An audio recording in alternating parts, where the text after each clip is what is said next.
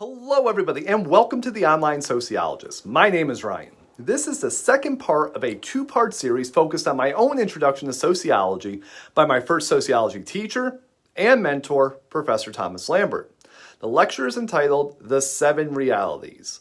In the previous installment, we went over what each of these realities were and what they meant. In this video, we're going to see the different ways in which societies protect themselves from these realities. It should be noted that these protective measures have transformed throughout time and space, thus are extremely diverse and unique to particular societies at particular times. Therefore, we're going to focus most of our analysis on modern Western society. Before we begin, however, let's recap. The 7 realities are as follows. Human beings are insignificant, human beings are cosmic orphans, human beings are biological accidents, human beings lack instinct, human beings are born meaningless, human beings are lonely and incomplete, and finally, human beings are symbol-shifting magicians. I want to begin by starting with the final reality. Human beings are symbol-shifting magicians. This reality provides the basis of these protective measures, as the formation and shifting of symbols relates to the social construction and utilization of verbal, nonverbal, and written language, which is then used to create other social constructions and institutionalizes them into practice, beliefs, norms, and overall social institutions. In other words, this reality creates and maintains the belief and perceptions that protect us from those other realities.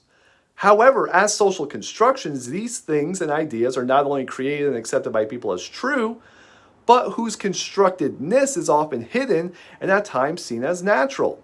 This is why this lecture is so contentious, as it calls into question the human composition of religions, behaviors, norms, traditions, customs, as well as the political, economic, and legal doctrines that we hold as true and even divine. With that said, I want to move to the other realities. Reality number 1, human beings are insignificant. The problem of insignificance in modern Western society has been masked through the celebration of the individual.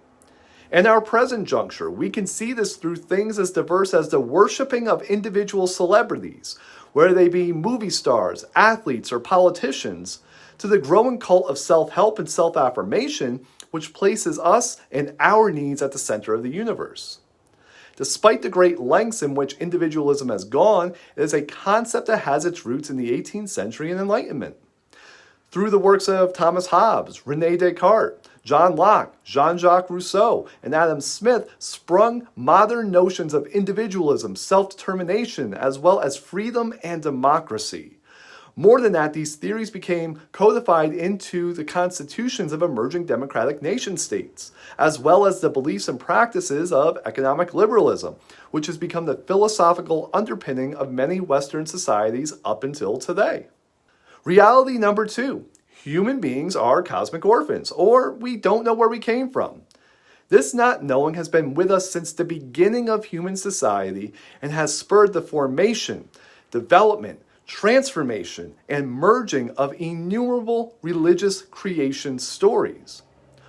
While the vast majority of creation stories were based on those societies' surrounding landscapes and the elements within it, there was a vast shift with the development and emergence of the 3 monotheistic religions of Judaism, Christianity, and Islam, which all came about during the agricultural era and all focused on an all-powerful deity.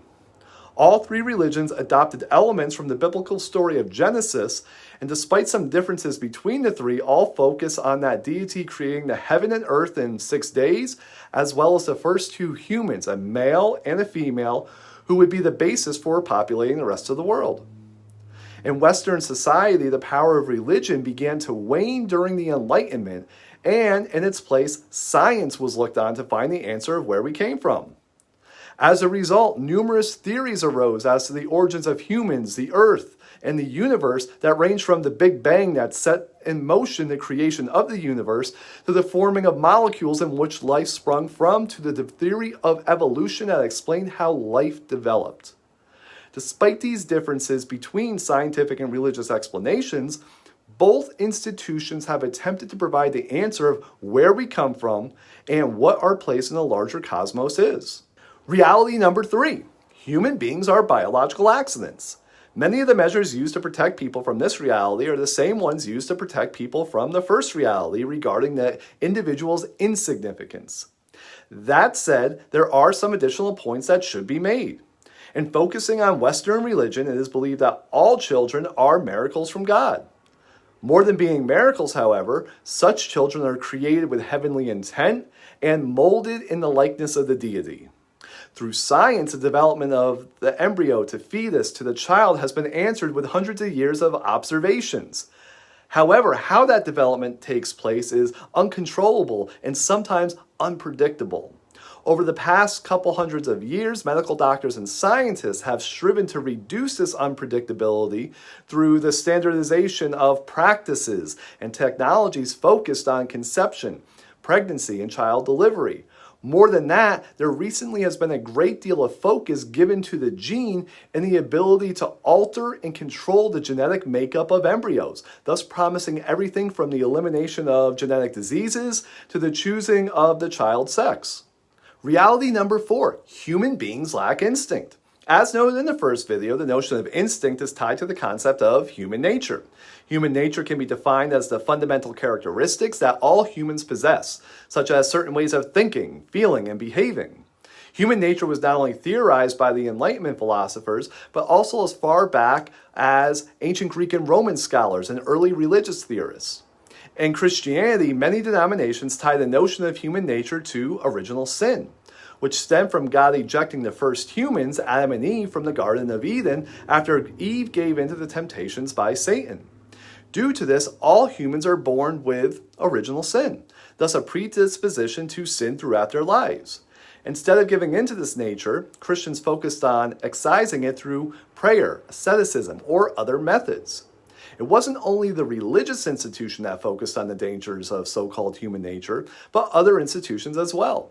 The early Enlightenment philosopher Thomas Hobbes argued for the creation of a strong state to suppress human nature, while other institutions focused on the construction of social norms, positive and negative sanctions, rituals, and laws to suppress this human nature. In other words, society doesn't protect people so much from the reality that human beings lack instinct. Instead, they have theorized and accepted that humans possess a sort of human nature that must be highly regulated in order for that society to thrive. I'm going to tackle reality number 5, human beings lack meaning, and reality number 6, human beings are lonely and incomplete at the same time. Society and its institutions have developed numerous methods of providing its members meaning, completeness, camaraderie, and identity. This can range from joining a religion or a cult to throwing oneself into their work. People can gather this sense of fulfillment through devoting all their time and energy to their family and community, or through political, economic, or environmental causes. Others attempt this through hobbies, sports fandom, or a lifelong trek of self-improvement. Still, when these don't work, other methods have been used, ranging from therapy to consumerism to the consumption of legal and illegal drugs to social media. While there is no guarantee that any of these methods will work for all members of society, what is guaranteed is that human groups will continually come up with numerous methods to protect themselves from this reality. I want to end this video by asking what happens when these methods no longer work and can no longer shield us from the harshness of the above realities.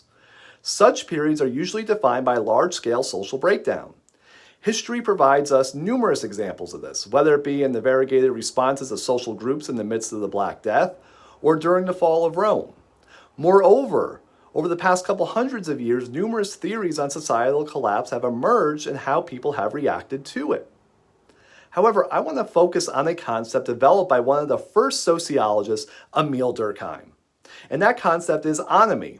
Anomie is defined as not only the breakdown of social structures and order, but the uprooting of social norms, morals, values, and behaviors. Such a period is usually a disorienting period for members of society in which not only confusion takes hold, but uncertainty runs rampant.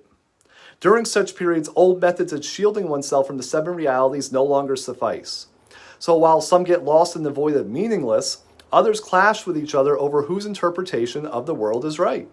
Still others work together in attempting to create new forms of meaning, purpose, and value from the rubble of what was left behind from this collapse and structure them into altered or wholly different sets of social relations, groups, organizations, and social institutions.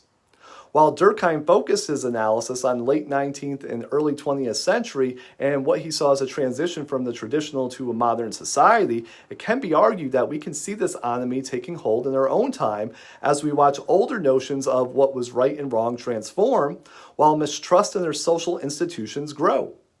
More than that, different factions conflict with one another as to who should oversee the direction and construction of that new social order. So, that was a lot, and I know it was depressing. However, the point of sociology isn't to live happily and ignorant of the socially constructed world around you, but instead to critically think, analyze, and assess how these social constructions are made, who they are made for, and what purpose they serve. More than that, it is to see how well these constructs are doing their job, which is to protect society from the seven realities. I want to thank you all for watching this video. Make sure to like and subscribe for more content related to the world of sociology and how it can be used not only in the classroom, but in your everyday lives. I'll see you next time. Goodbye.